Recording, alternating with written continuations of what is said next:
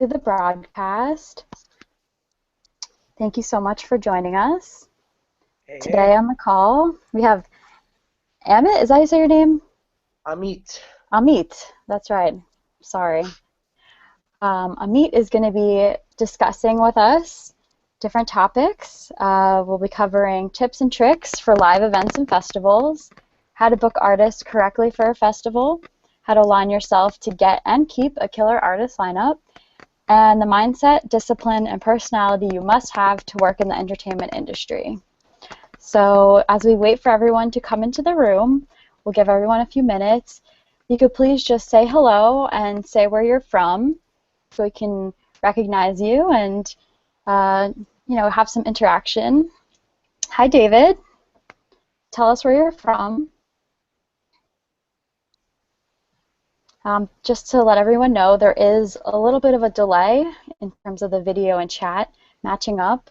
So when you have questions, just feel free to put them into the chat box. We'll get to them towards the end unless I feel the conversation is going and that question relates. Hi, Miles. Thanks for coming. Where are you from? Uh, and yeah, I'm really excited to have Amit with us. He's done tremendous things in terms of live events and festivals. I can't wait for you guys to hear what he has to say. Hello, Jeff. He is from South Lake Tahoe, California. Nice. Actually, Amit is also from California. Hi, I'm going to probably butcher this. Genesis from Montreal. Okay, Miles is from Orlando, Florida. Great. Welcome. Thank you for coming. So glad to have you. All right, well, we're going to get started. Oh, David is from Long Beach. We're going to get started. If you have any questions, put them in the chat box, and let's get to it. Amit, if you could just first start off a little bit telling us your background, just so people kind of know who you are and what you're all about, and then we'll move into some questions. All right. Well, thanks for having me here today. Hello, everyone out there in internet world.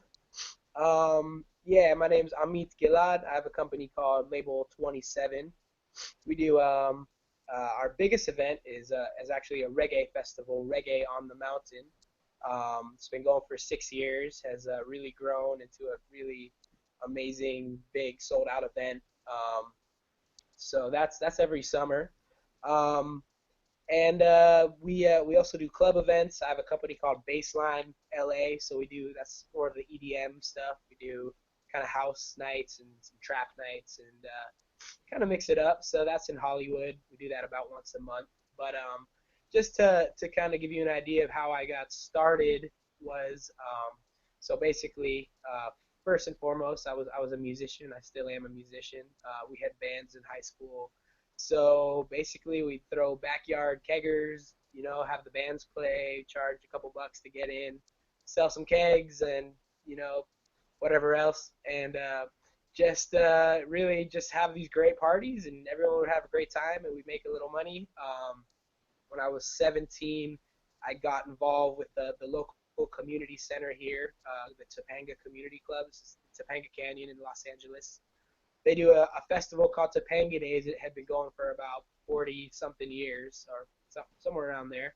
And I started doing my own stage with my partner Brooks Ellis.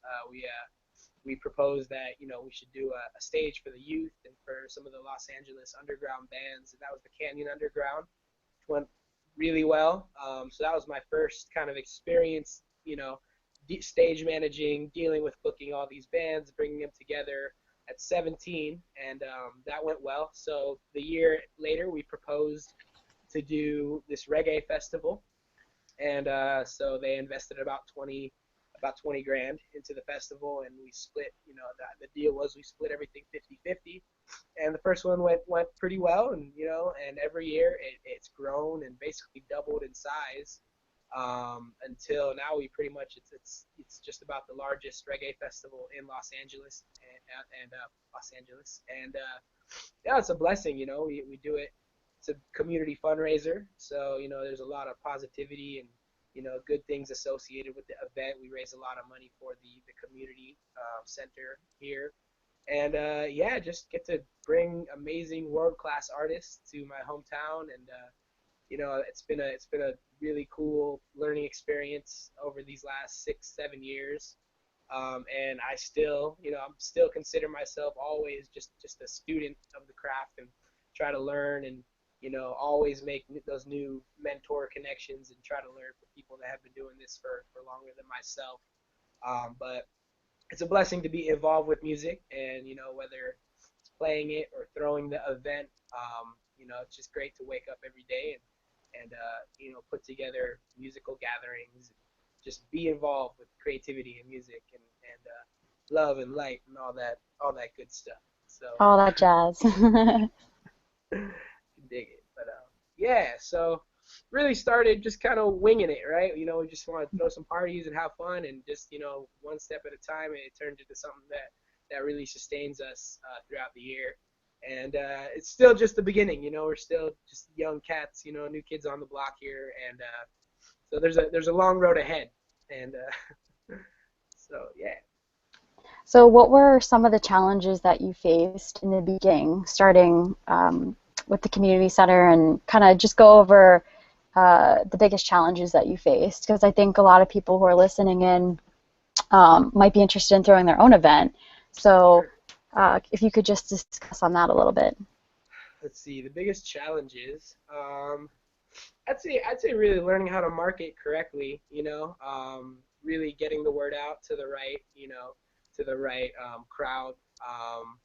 And every year, of course, the word of mouth really built. But just getting more, just more accustomed, just learning how to use social media every year better and better.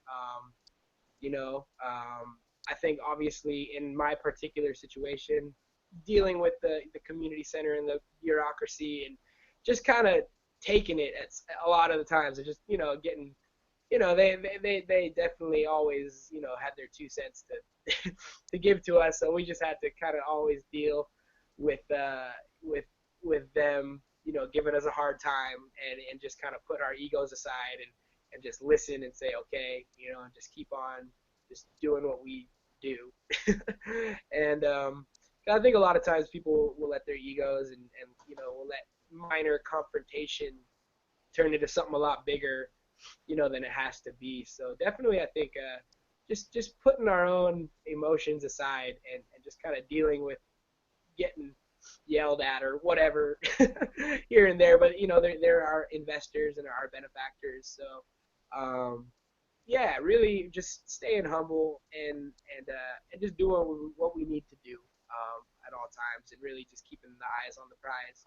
And yeah, the biggest challenge, has really just been learning how to sell an event out. And Mhm. every year we get a little better, and in these last 2 years, we really brought some great new people in, to work to run our social media, that just know some really good tricks, and ad buys, and this and that really help target our attendees and our demographic, to really get those tickets, sold, and get cash flow coming in as far prior to the event as possible.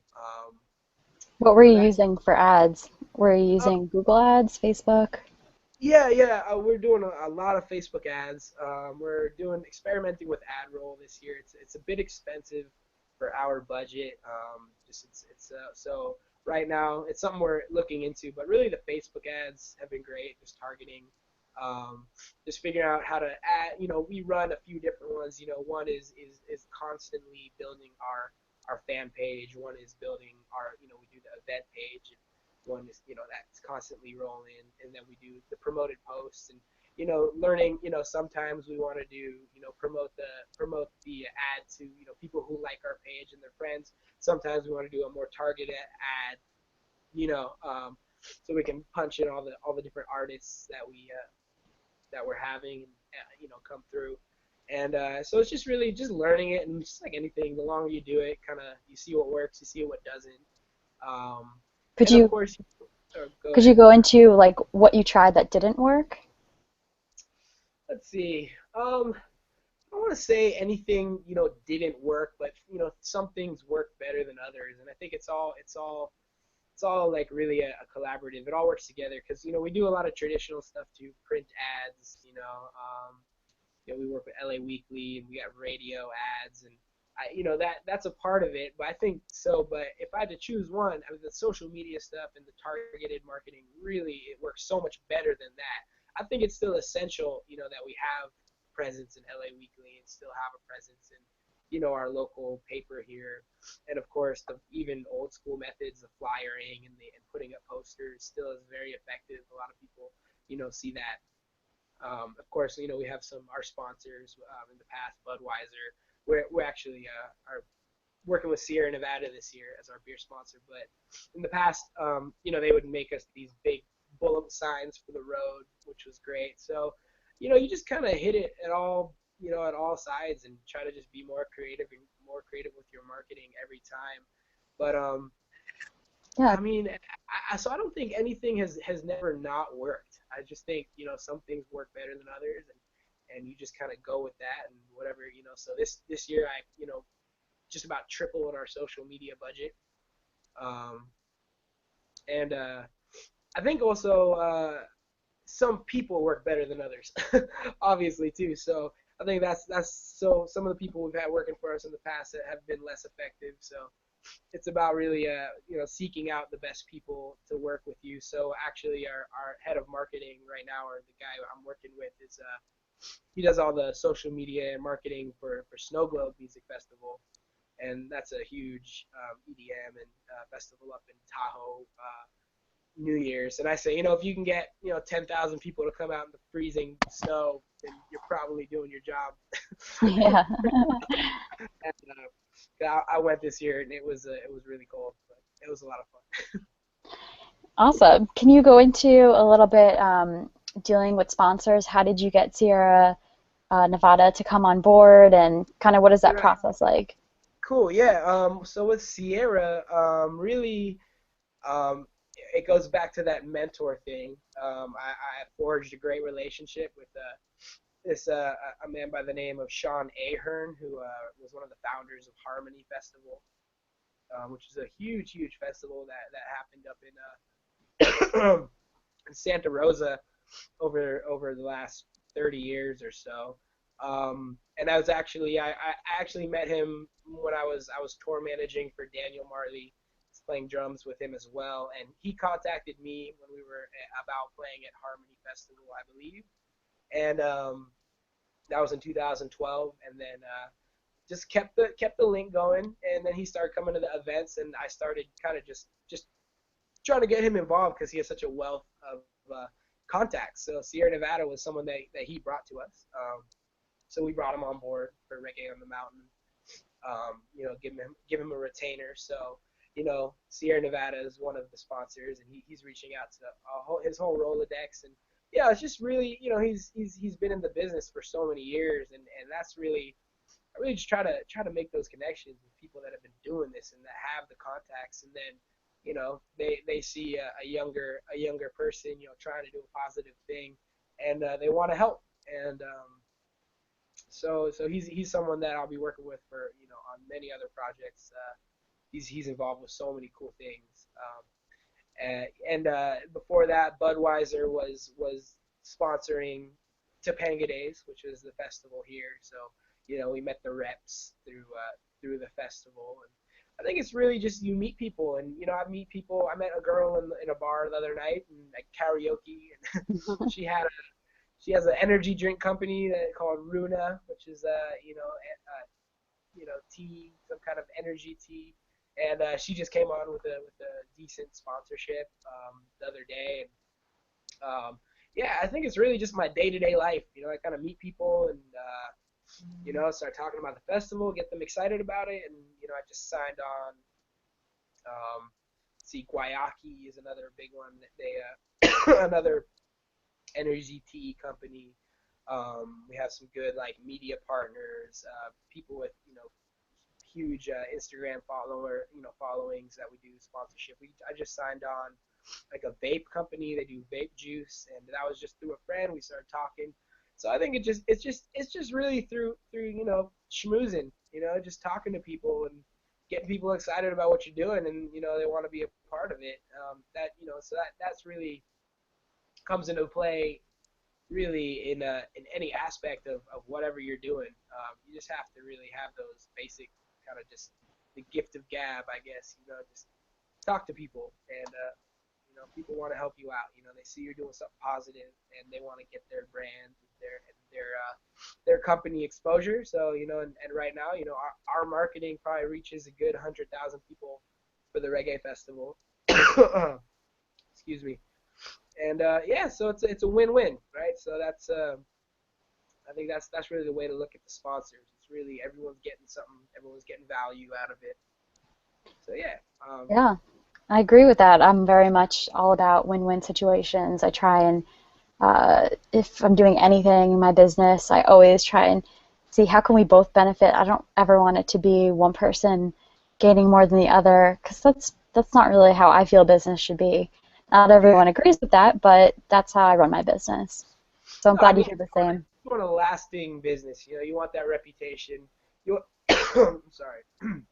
You want sponsors to come back.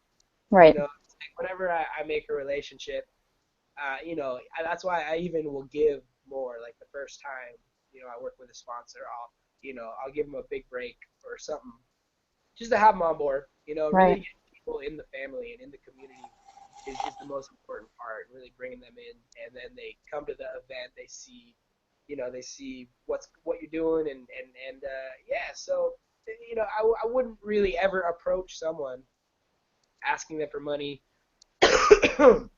or a donation if I didn't truly at 100% believe it was going to be worth it for them. Right. I'm not in the business of scamming people out of their money. It's a real great opportunity for them to reach a certain demographic, and so yeah, it's been good, and we're right in the thick of it still. We just had our huge lineup announcement last Thursday. So we have a lot of sponsors coming in, and that's so right now we're just in that full signing on sponsors mode, Hmm. marketing, just really just getting the word out to just everyone and their mama. So, So that's a perfect transition to my next question. Can you talk a little bit about how you sign the different artists for your lineup and just kind of go through how you keep them on the lineup and just, anything that you might have trouble with in terms of lineup wise? right on. Well, booking that's really my specialty in the industry or in the whole festival world that we're a part of.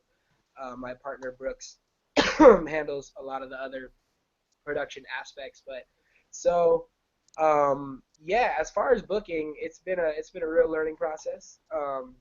And the one thing I can say is just do your very best not to say a single word that you can't follow through. With. So maybe before you speak and before you make an offer, just 110% on your end. Make sure that you're not going to be in a position where you're going to have to retract the offer. Um, the best thing to do, from experience, really, when you're trying to book an artist is, go to the artist first if you can. If you have a personal relationship with the artist, that's the best. So you can you start talking to the artist, start getting them excited about your event, and then it's gonna have to go through management and the agent at some point. So in the best case scenario, you want to go to artist, then they go to the management, you talk to the manager, and then they go to the agent. So in the best case scenario, the agent is the last person you talk to in the equation. But that's not always the case. You're definitely going to be kind of just hitting up agents. Sometimes you don't have that in. So when you do call that agent, or send that agent an email, just make sure you know what you can offer. And also, it's good too because a lot of times, sometimes it takes time for the agent to get word from management, to get word from the artist. So you might be, putting multiple offers out, and that's where it can get a little hairy. So really, what you don't want to happen is two people to come back and say, let's say you put out two $20,000 offers. You don't want both of them to say, oh yeah, okay, we're good, a couple weeks later, and then all of a sudden you can only afford one.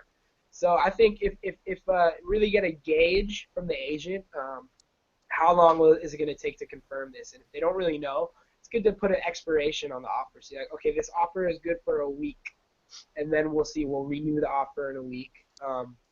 So that way, if you don't hear anything in a week, you can put another offer out. But yeah, really making sure your offers don't overlap, and really, making sure that you don't, and I've learned this from experience, and it's been I've been in a situation before, and I've always managed to make it work somehow, where they come back and they say okay, and something had gone wrong on my end, and then I have to really scramble to make it work, like make it happen. And that's not a position I want to be in. So really, just have your game plan and your budget really set before you go bugging anyone about booking. And personal connections are great. If you can, like I said, if you have that connect, and if you can get to the artist first, and kind of that way, the artist is going to have a positive idea and they want to do it. And then once it gets to the agent, the agent knows that the artist is about the event, they want to do it. So yeah, it's like anything, it's just business in all aspects. You gotta be a man or woman of your word, and so make sure your word is gold. Um, I've been on the other side of it too, representing artists and managing artists, and there's nothing, that's worse than someone offering something and then all of a sudden they retract the offer. So that's how you get a good reputation. And definitely agencies and managers, they talk, and your reputation is everything. So really just keeping that, keeping it in a positive light with the people in the industry. And yeah, and negotiations, just be a good negotiator. I always kind of let them shoot first. So I say, what's it going to take to bring so and so here? And I think that's a rule for a lot of negotiations. You kind of let them shoot out the first number. You say, okay, great, like, so this is what I can do, and if it works, it works, and if not, then um, don't be afraid to walk away either, because sometimes you say, okay, I can't afford that, and they'll come back and and they'll say, okay, they were playing hardball, and once you walk away, sometimes you can get a big break, but just like anything, you just have to treat people with respect, and be a person of your word. That's Mm-hmm. that's that's the thing. Be very clear, with people what they're getting, so make sure all the expectations are very clear.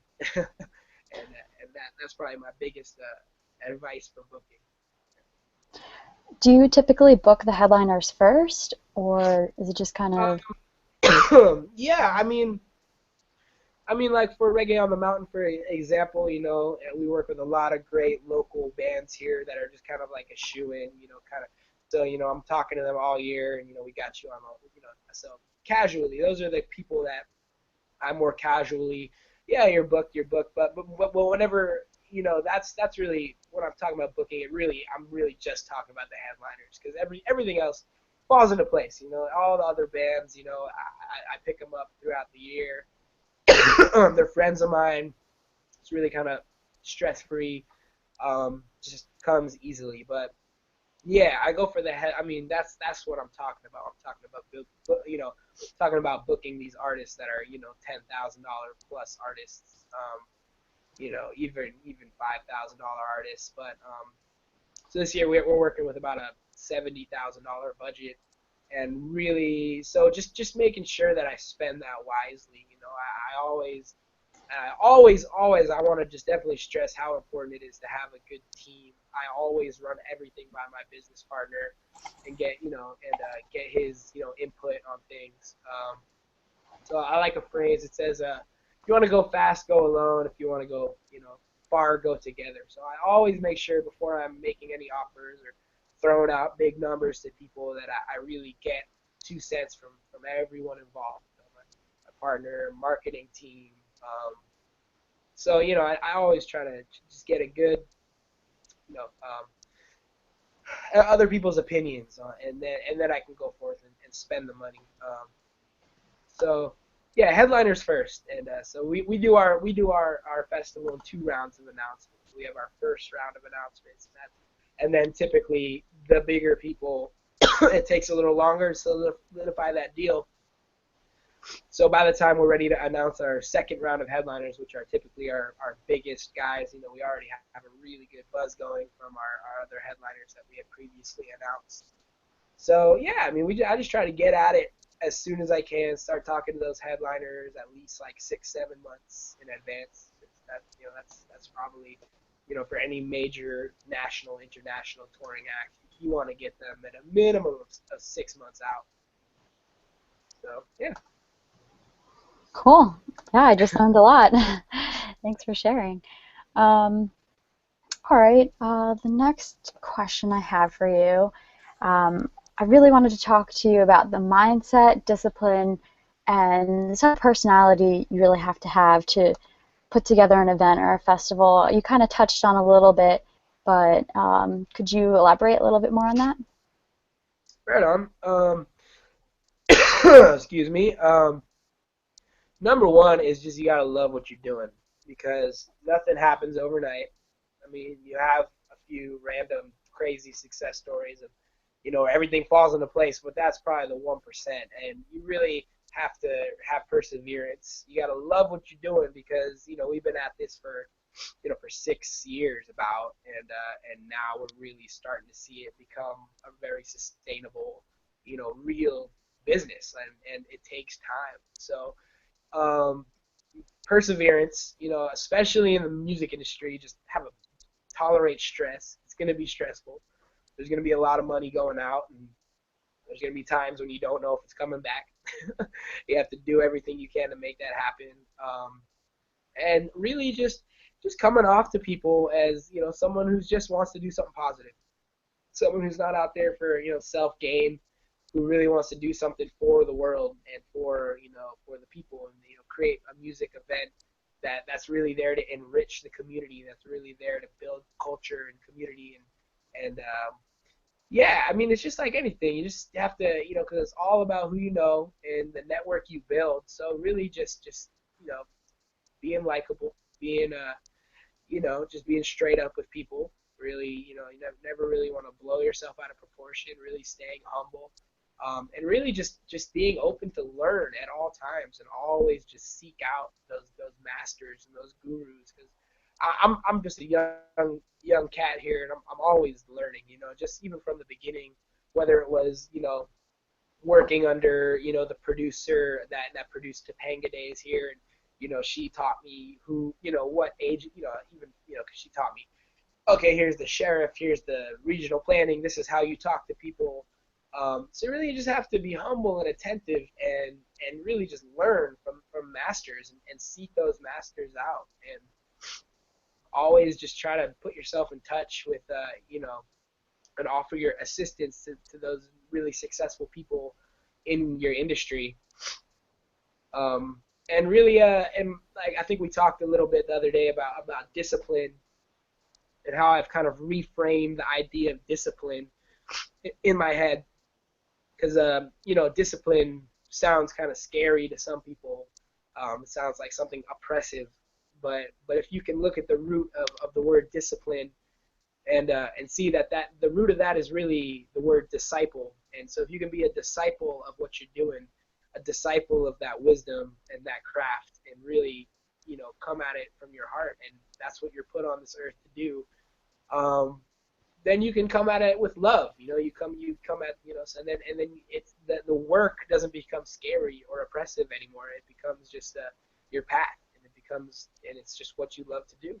And so you gotta love it. You gotta be in it wholeheartedly. Give it 110%. Whatever you're doing, like, can't half-ass anything really. And also, just really don't. Of course, the whole, when you have failures, just take it in stride.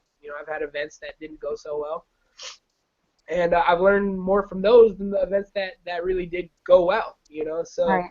really not getting down on yourself.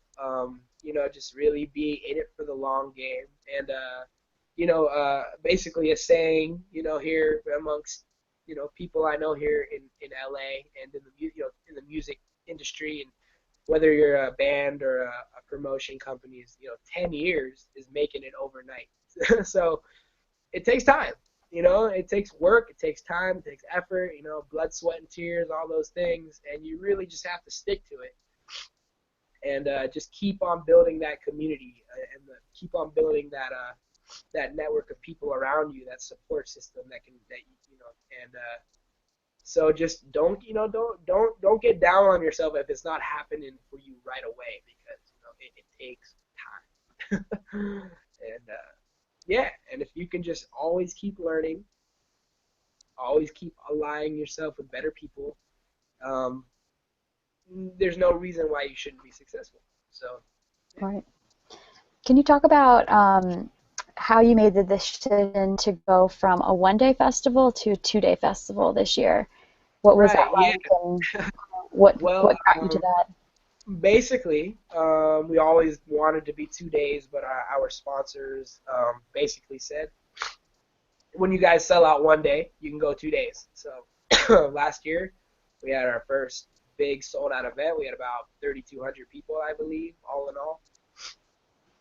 We had, Julian Marley, for any reggae fans out there, and Black Uhuru, so some really big reggae acts, and they finally realized that you really have to spend on the headliners to get the huge draw that you want.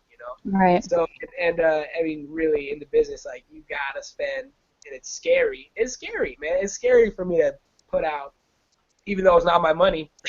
It's still pretty scary to put out, $30,000 of deposits, and I know that it's gonna come back, but basically, yeah, I mean, we had one day and we sold out, and then we got to go to 2 days, and now it's the new challenge, and it's good. It's definitely a new monster, learning how to kind of program the days and program them correctly. I kind of have one day is sort of one vibe, and the other day is kind of a different vibe. Um, Can you go into the vibes? Like, how did you separate them? Well, I have the first day is more American reggae bands. So we have like the Easy Star All Stars. I don't know if anyone's familiar, but they do Dub Side of the Moon, Radio Dread. So some really cool. They're incredible. As well as John Brown's Body and Fortunate Youth. They're more in the kind of SoCal American reggae scene, which is really happening right now. So that's Saturday, and then Sunday is our new day. So I really wanted to go big on Sunday and make sure that sold out. So that's our really heavy Jamaican reggae day. So we got Kimani Marley, so it's another one of the Marley boys, and an artist by the name of Albo Roisy, who's another Jamaican artist. He's incredible. So I got, of course, everyone on board promoting for me. That's another, point on marketing that I might have brushed over, is make sure your artists are there promoting for you. They really have to put it out there, and make sure that you provide them with everything, all the links and all the, all the artwork and everything they need to really be effective in their promotion. Because, Albaroy's, he's got 1 million likes on Facebook, and Kimani's got 1 million likes on Facebook. So, I'm making sure that they're going to be posting and really putting it out there, the ticketing link.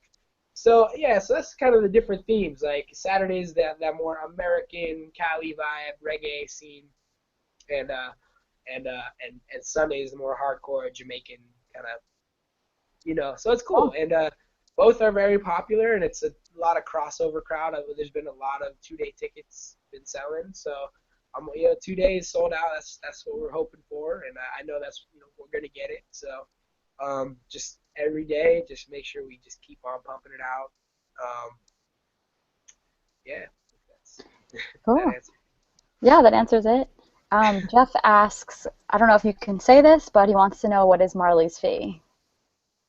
Which one? Kimani? Yeah, all right. So I'm paying Kimani. I can let you know. Because we're a nonprofit, I have a lower rate with him. So his normal rate is 25,000, but he's coming to me for 15K, which is a really decent rate. And Julian, his brother, last year, same deal, 15 grand. And the thing is, they come cheaper a little. They do me a little bit of a break because I'm, I know the family. I've worked with Daniel, who's a son of Ziggy. So I knew, so through his family, I got in touch with their manager and see the same deal. I went from family to the manager to the agent. So by the time I got with the agent, you know, by the time I'm talking to the guy at ICM or William Morris, they already, the manager and the family have already, okayed it. They already greenlight. So they're just there to get the deal Right. done. So I get a good discount with the Marley crew. So that's Kimani is like 15. If I was to do Steve, it would probably be somewhere at, in the 25 range. That's a cheap price. And the most expensive, Damian Marley, who's the most famous, and he's up in the six figures range to book. So we'll see about that.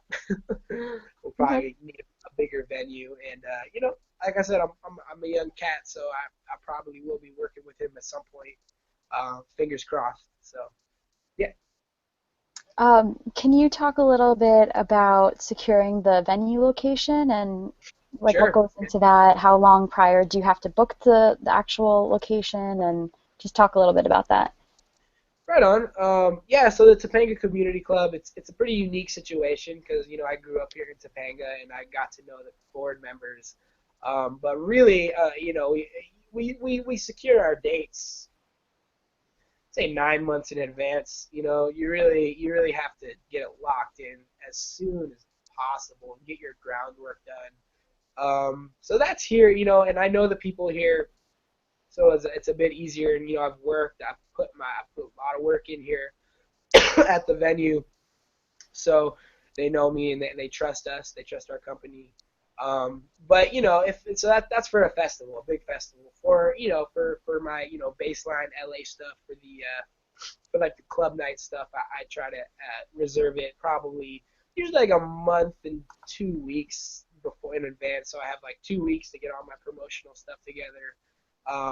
And so I'm ready to go live with the event like with a month's time to promote. That's best case scenario. I have a new event coming on May 14th that we just kind of went live with today, but it's good. I know we have a bunch of people already asking to get tables and bottle service and this and that. So Is yeah, I that mean the the the more time, baseline LA? yeah, Baseline LA, we're doing an event called It's a Trap. So it's all Mhm. trap music. Yeah, and that's cool. It's just a good friend of mine. He's a DJ, and he's got a great network of producers and DJs and kind of people that want to party and come out to the club. And I just know the people over at the club. King Hollywood. I just know the owner, so I really just kind of put two and two together. I'm coordinating it, just making sure it gets done. Um, Could you talk a yeah. little bit about the difference between throwing an event at an actual club versus doing a festival? Absolutely. Well, the biggest thing, obviously, is infrastructure.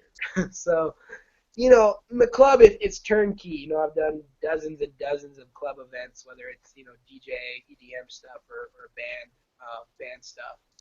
Um, so you just basically walk into the club. They got the sound system, the stage is there, they got the lighting, they got the bar.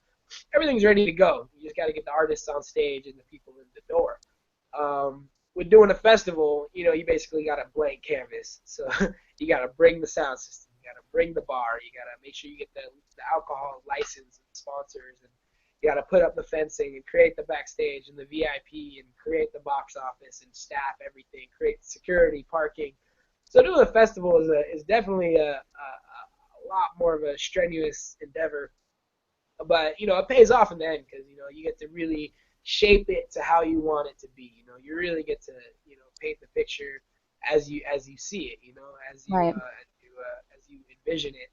So yeah, it's definitely takes a lot more effort, a lot more people involved in making it happen. And it's a lot more expensive, obviously. How do you So finance the festivals? yeah, Reggae on the Mountain. So it's a fundraiser for the Topanga Community Club. It's a nonprofit. event up here. It's a nonprofit organization. So they are the sponsors. They put up the deposits for us, and because they're getting 50% of the profits, and at the end of the day we um, split the net with them at the after all the accounting is done. So we're really blessed to have this community center.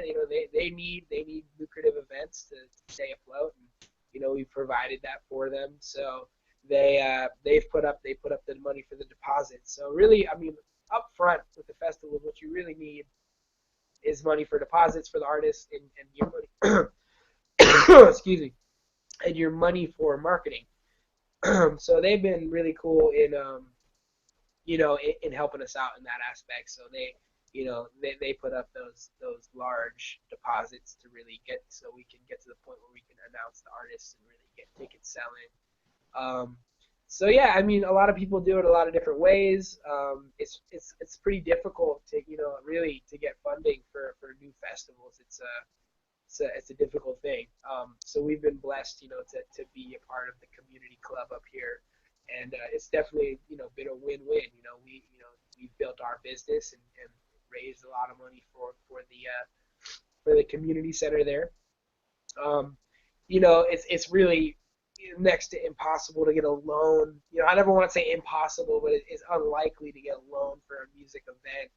A lot of people, have personal connections and people that want to invest in them. Maybe you have I mean, which way you do it, a lot of people are doing club nights for years until they have enough money to and the connections to put up deposits, for those artists.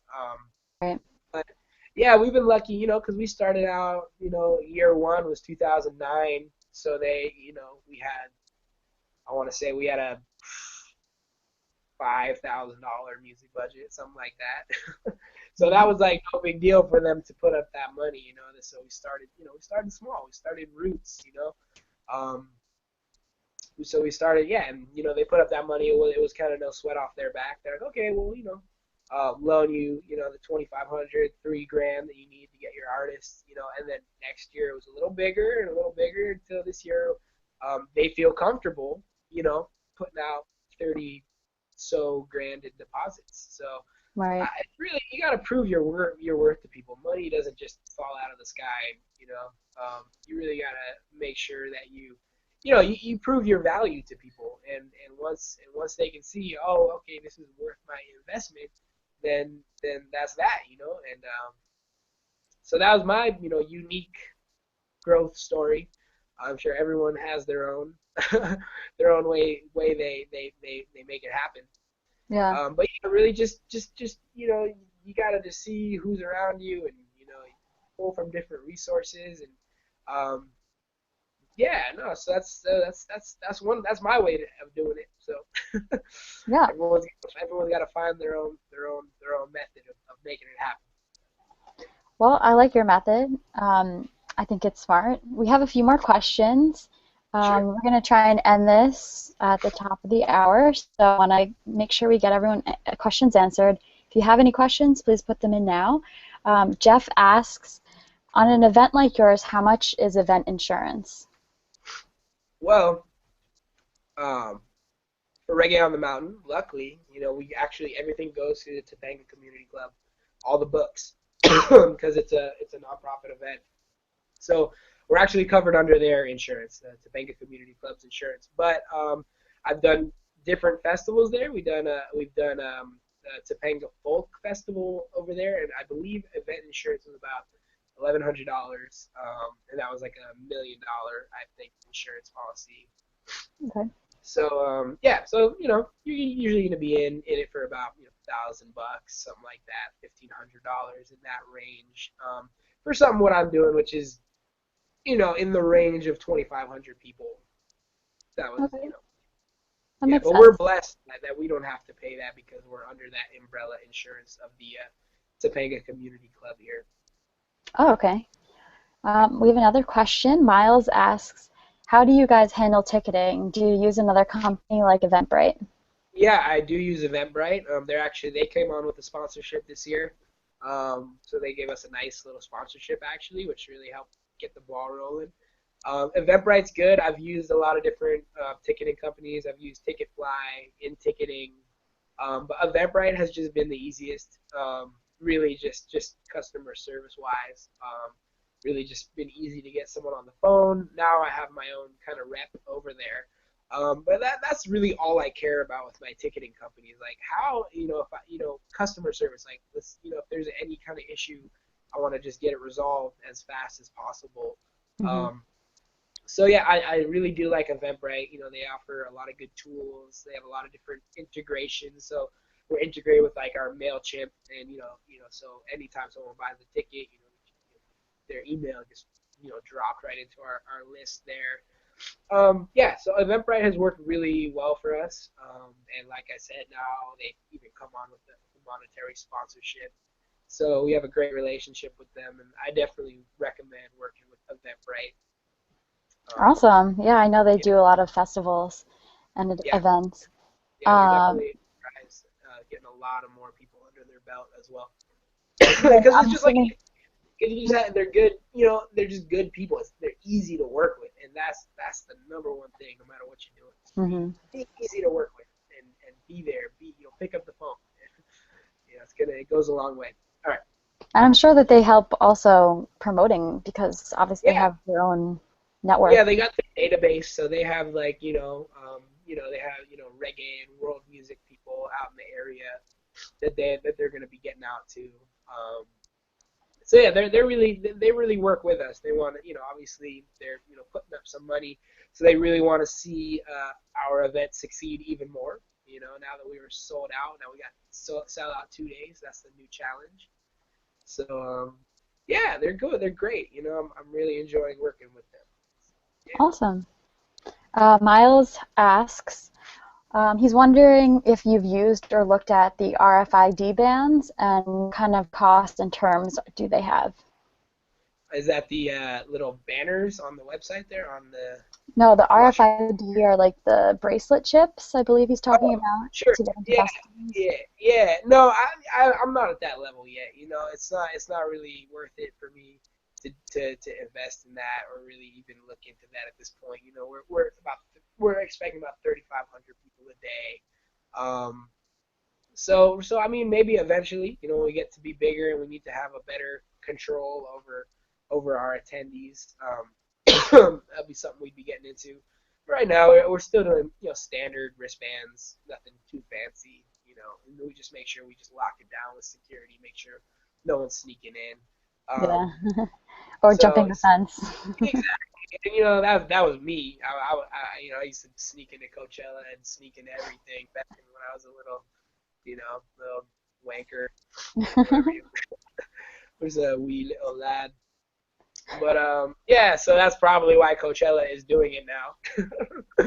Is doing those RF chips.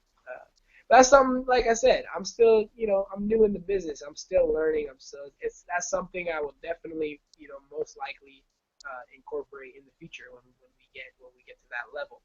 So yeah. Mhm. David asks, what kind of permits are needed for an outside, either small or large events like yours? Okay. Well, it definitely varies from venue to venue, and especially if you're serving alcohol, that really changes everything. If you're planning on serving beer or wine or liquor. So number one, normally in the past, we needed to get a temporary use permit from regional planning. Um, just this year, the Topanga Community Club, the venue, they just got their conditional use permit, so they actually, I guess, kind of grandfathered or they incorporated our event into how many events they get per year. So we're kind of already on the books, and so now we don't have to take out that temporary use permit anymore, which is wonderful. But I still need a letter from the sheriff, saying that we're serving alcohol and that we're cool and there's been no negative reports. So I have to take that to get my ABC permit, to do the alcoholic beverages. We have to do health permits. So that's for all the food vendors, because we have a lot of vendors come in, they're setting up. doing food booths, and gotta make sure the health. We get our health permit, and the inspector comes out and they check our permit, and they make sure we have the 3 compartment sink and this and that. That's something that my partner handles, the health department, and I'm very grateful for that. So yeah, ABC regional planning. We got a fire permit too, so to do outdoor events. So especially in Topanga Canyon in Southern California here, we're in the middle of July, so they're on us. So we got to get the fire department to sign off. Trying to think. I think that's about it. If I was to do, our event actually ends at 7, because it's, relatively residential. So 7, but if we were to go later, there would probably be noise permits involved. So I know, like, for instance, like Snow Globe, like those guys, they're like right in the heart of Tahoe. So and there's tons of neighbors, but they go to midnight, so they have to do I'm positive, they have to do their sound permits to be able to go to midnight, at least. So I think that's it. We got fire department, health department, regional planning, ABC, CHP. I've managed to avoid. I really try to just go under the radar until I always say it's always, it may or may not be true, but I tend to, it's better to ask for forgiveness than to beg for permission, right? What's So CHP? the CHP is the Highway Patrol, California Highway Patrol. So Oh. that's another, everyone tries to dig their claws into you and get their little cut. Yeah, I think that's all for permitting.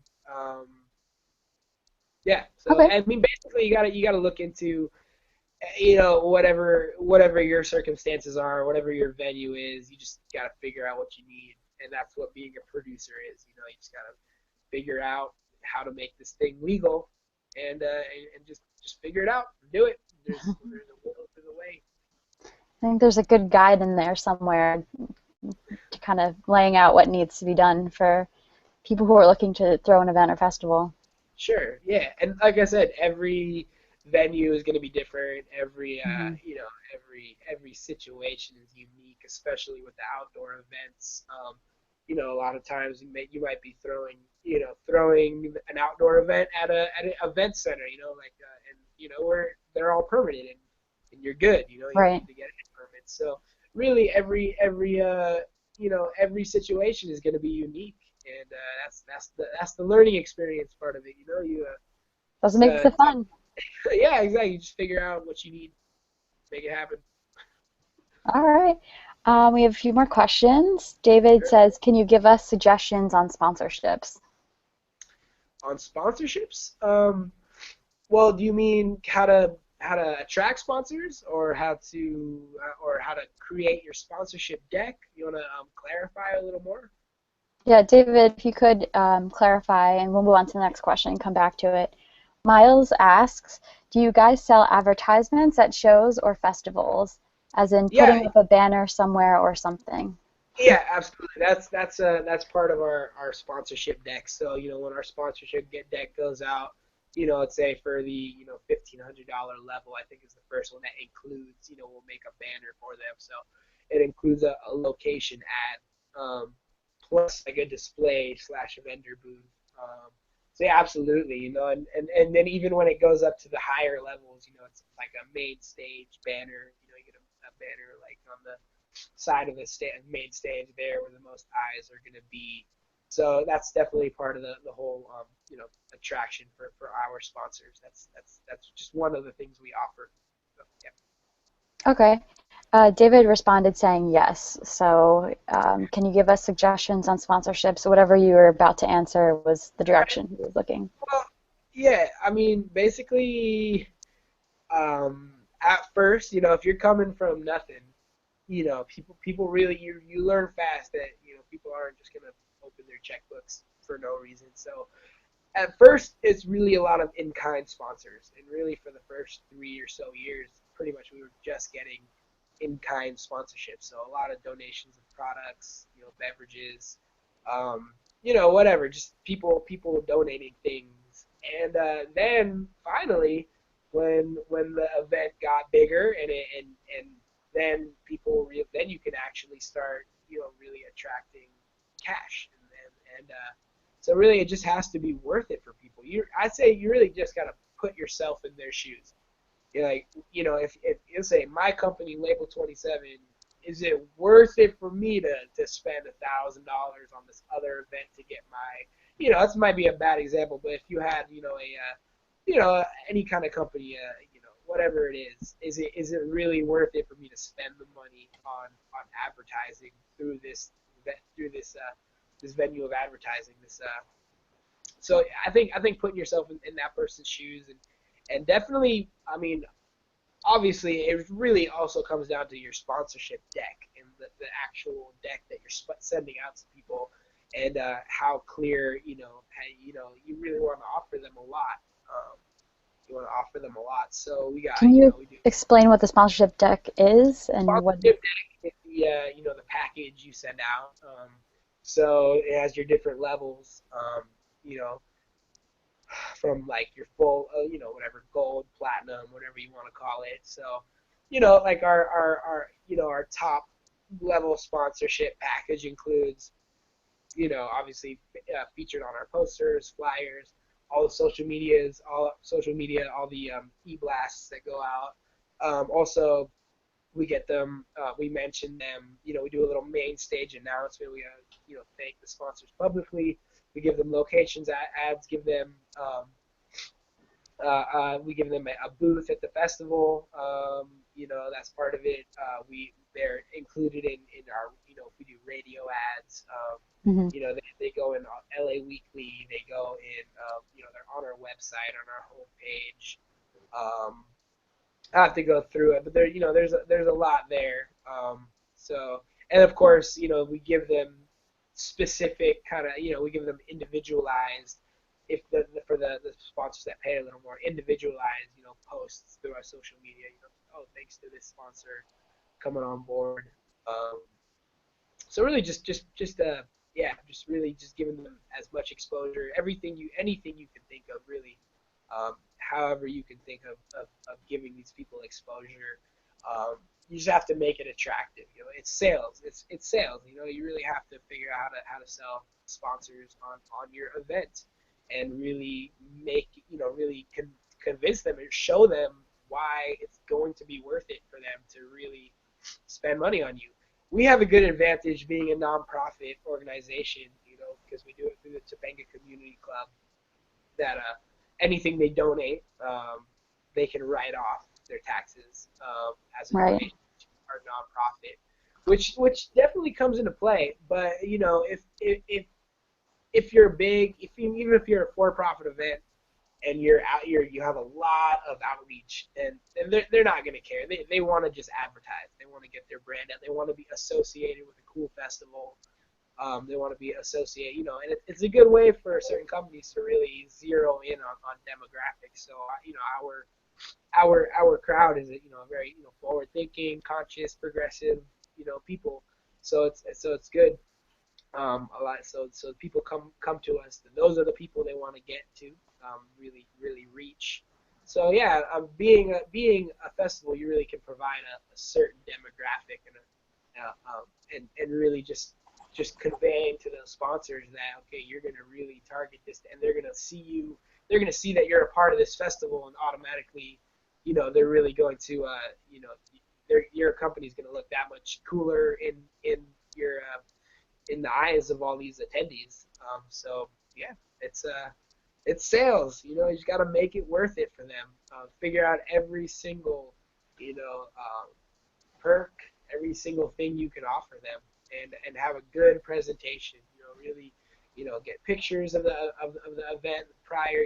Really put your numbers down. This is how many people we had last year. This is how many people we're expecting this year. These are the ads we take out, in print. These are the radio stations we're working with. So really, just as much as you can put in there, and they really just want to know that they're getting a lot, a lot of bang for their buck. Yeah, so I'd say that's the best way to approach sponsors. And here's another important thing: really, you just gotta talk to the right person at the company, because you can cold call and email and can get bounced around, but nothing's gonna happen until you're talking to that person who deals with sponsorship and cutting the check. So in that aspect, I think definitely um, those alliances with people that with mentors and that kind of thing that really have those good relationships with the actual point person at the company. That's really how it gets done. You got to find the one person that really makes the call and talk to them. And even if you have to talk to a few people, you'll get bounced around, and eventually you'll talk to the right person. But if you can cut the crap and really figure out who the right person to talk to at the company is, you're going to save yourself a lot of time. Yep, So they always say talk to the decision maker. that's it, and having the contacts, having the contacts that really the contacts that have the contacts. That's so I can call up my buddy and be, hey, who do you think would like to come on board? He's like, oh, I got these relationships with these people, and we work together, Right. and we reel them in. So I think that kind of answers David's question. He was just asking, how do you attract sponsorships? Would you say so? I think so. You just got it's Yeah, sales. You just have to be attractive, man. You just have the cool factor. to. Yeah, exactly. I mean, you just have to make it worth it for them, and I Mhm. mean, there is, yeah, you have to just have a like. I think probably if I want to boil it down, really have a beautiful sponsorship deck, like a really really good looking package that you send out with your numbers and your demographics. Say this is the type of people that are coming to my event. This is we get these type of people. We get families. We get our demographic, 18 to 35, this kind of person. So you gotta, and then that sponsor will want to hone in on the crowd that your audience.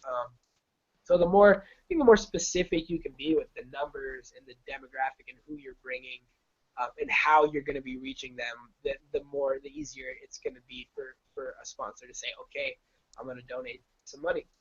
Right. Jeff asks, are there requirements for security guard to festival goer ratios, or do you have your own formula? How does that work? I think it's one per 100 people. I Okay. believe that's it. So yeah, we have let's say approximately 3,000 people. I don't think we have 30. We have about 20 security guards working, something like that. Okay. Yeah, something in that range. Oh, am I there? Sorry. Yep, Yeah. you're still here. So yeah, approximately it's like one per 100. That's kind of where we are at. And that and also especially when you're serving alcohol, that's a big factor. So if you're not serving alcohol in our situation, I don't have to bug the sheriff. I don't have to really do anything. I can really have volunteer security, maybe a Hmm. couple good guys. But when we're doing a full bar in a huge bar, that's selling, we go through something like 50 to 75 kegs last. I think, yeah, 75 kegs last year. Wow, This that's a lot of alcohol. this year it should be at least 100 kegs a day. So and plus our VIP area is open. It's an open bar. So Nice. there's a lot of people boozing up, and we've had a few situations.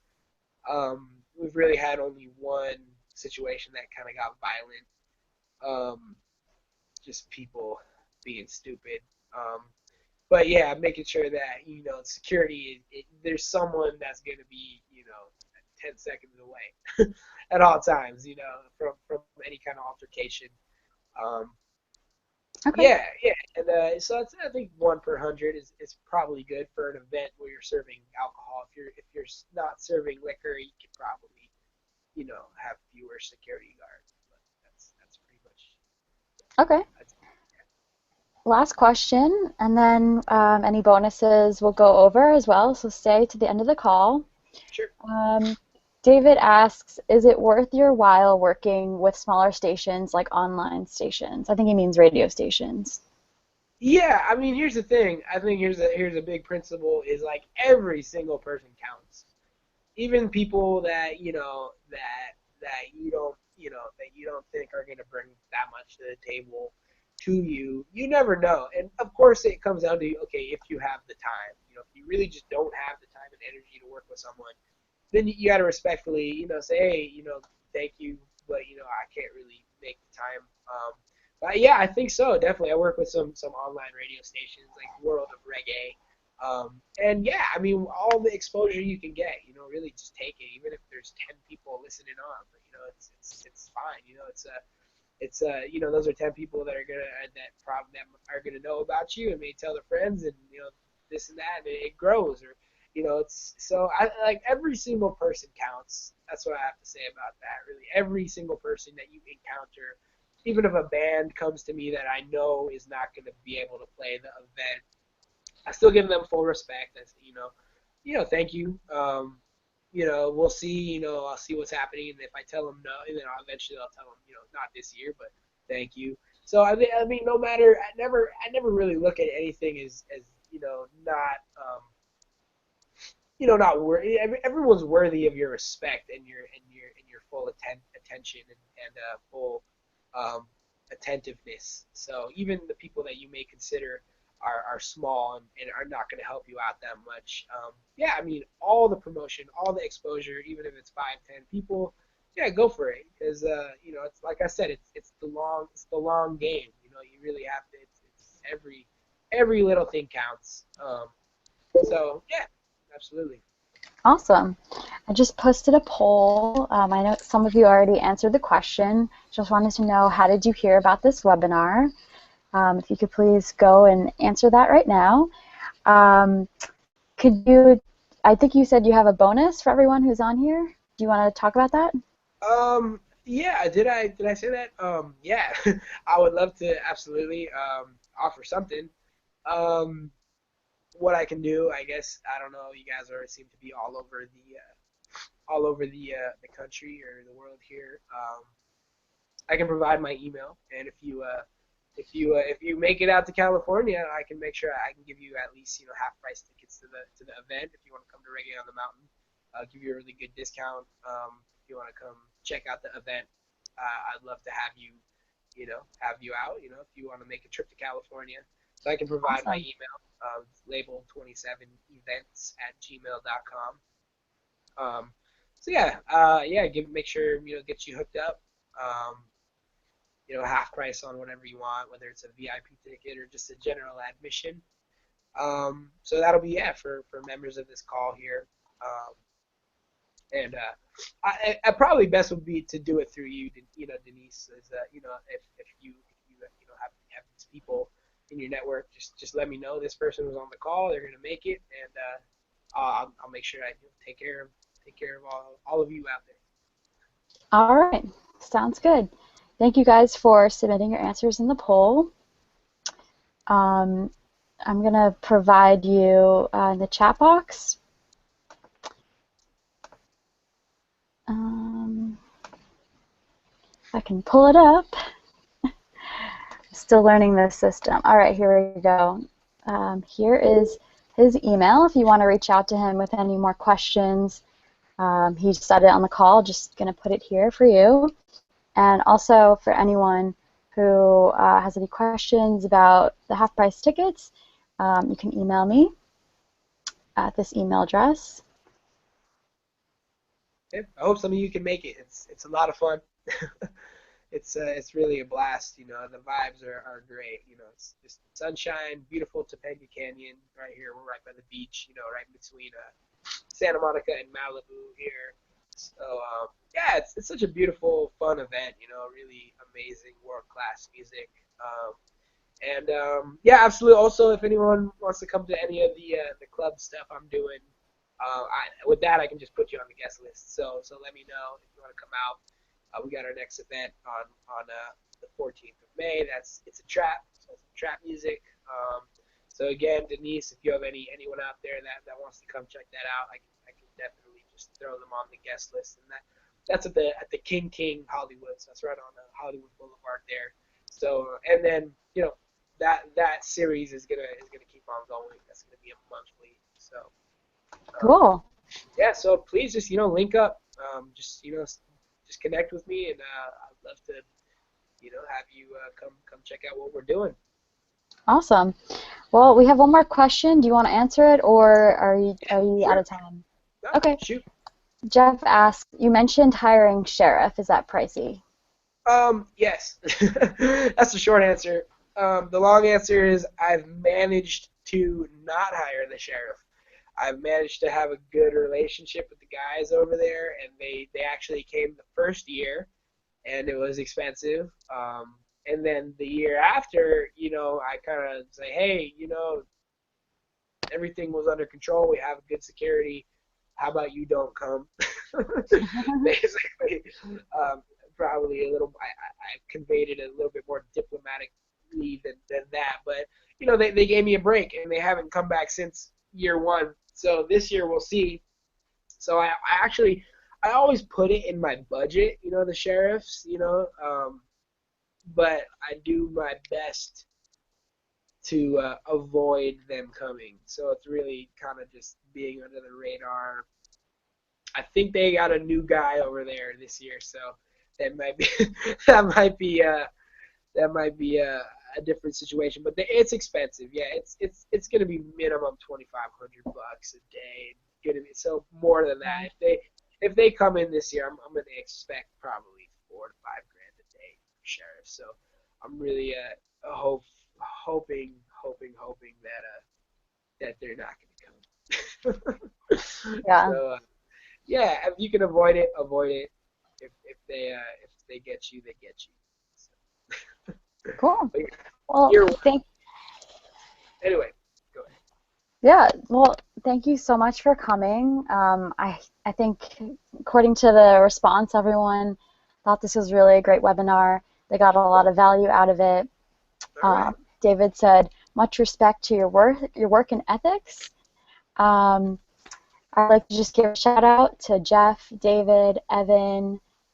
Let's see who else is on the call.